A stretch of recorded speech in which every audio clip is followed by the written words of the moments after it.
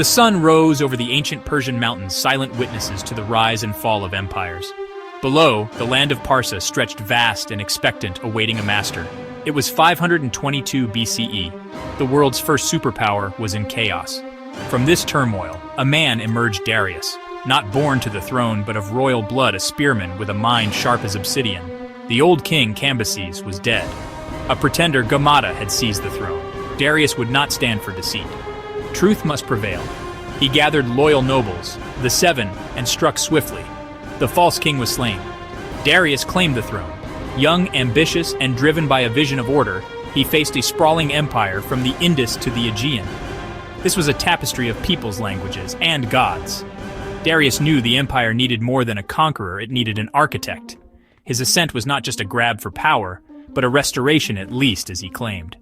He saw himself as the chosen instrument of divine will, tasked to bring order and uphold Asha, truth and righteousness, against chaos. The task was monumental to rebuild trust, solidify his rule, and forge an empire that would endure. The Persian dawn was breaking. Darius's rise was swift, but his challenges were immense. He had to unite a fractured realm, win loyalty, and prove his legitimacy.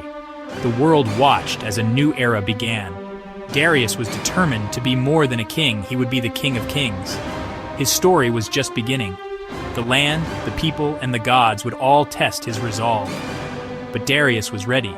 He would shape the destiny of Persia and the world. The ancient mountains looked on, as they always had. Empires rise, empires fall. But on this day, a new vision took hold. The heart of Persia beat stronger than ever. The world would soon know the name of Darius. The Persian dawn had truly arrived. Darius knew legitimacy was everything. To secure his rule, he chose a towering cliff at Behistun to carve his story in stone. High above the ancient caravan route, workers smoothed the rock and began their work. Images emerged. Darius triumphant, his foot on the fallen Gamada. Rebel leaders bound before him. Above, the winged symbol of Ahura Mazda granted divine sanction. This was more than art. It was a declaration and a warning. Inscriptions in Old Persian, Elamite, and Babylonian ensured his message reached every corner of the empire.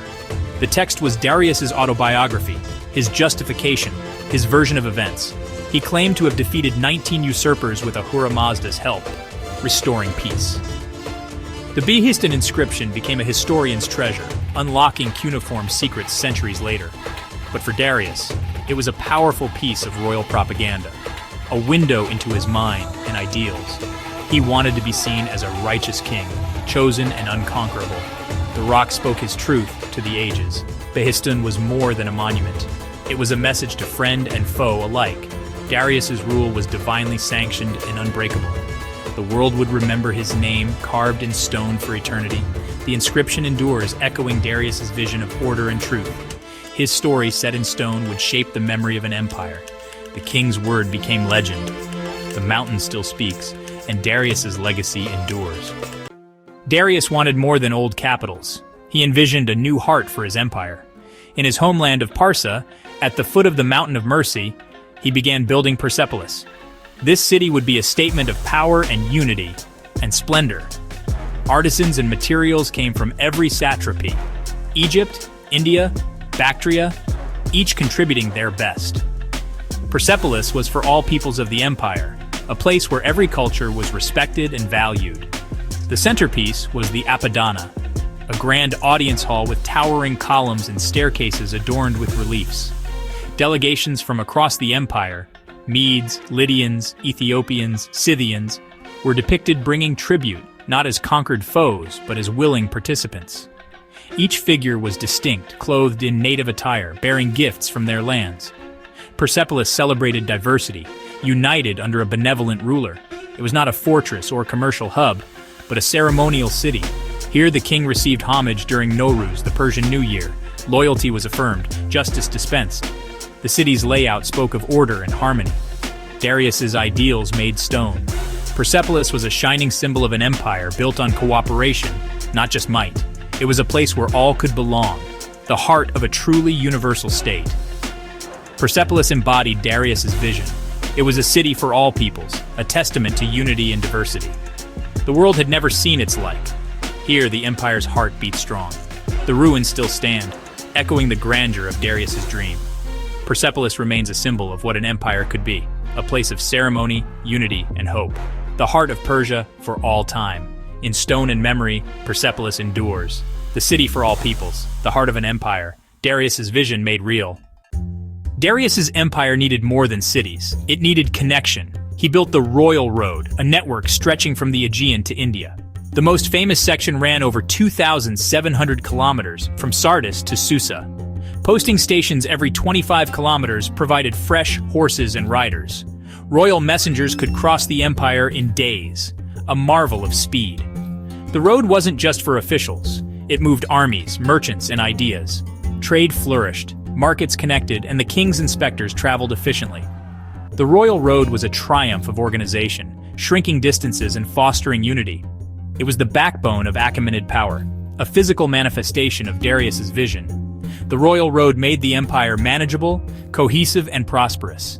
It allowed the king's word to reach the furthest corners with unprecedented speed. People, goods, and ideas flowed freely. The empire became more than a collection of lands.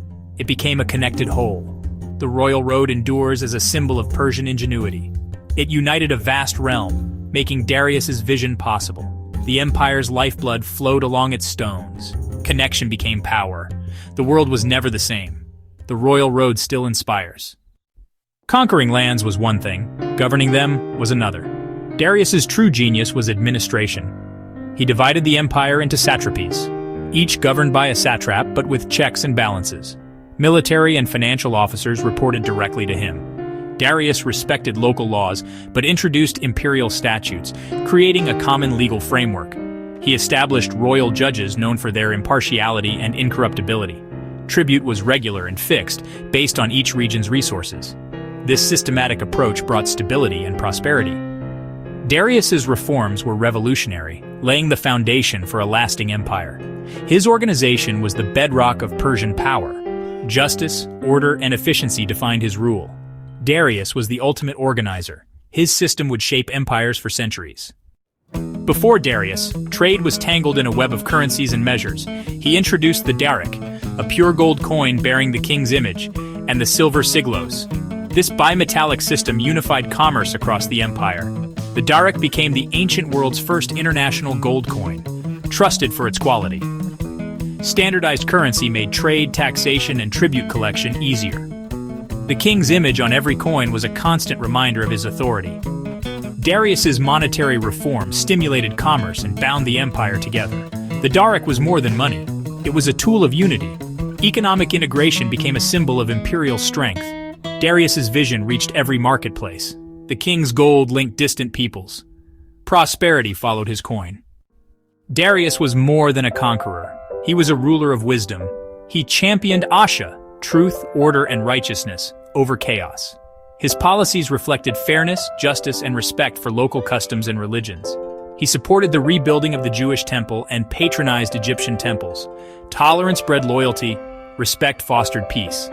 Darius ruled by consent where possible, not just by force. His wisdom lay in unity, not fear. Darius's legacy was an empire built on principles, not just power. He valued truth above all.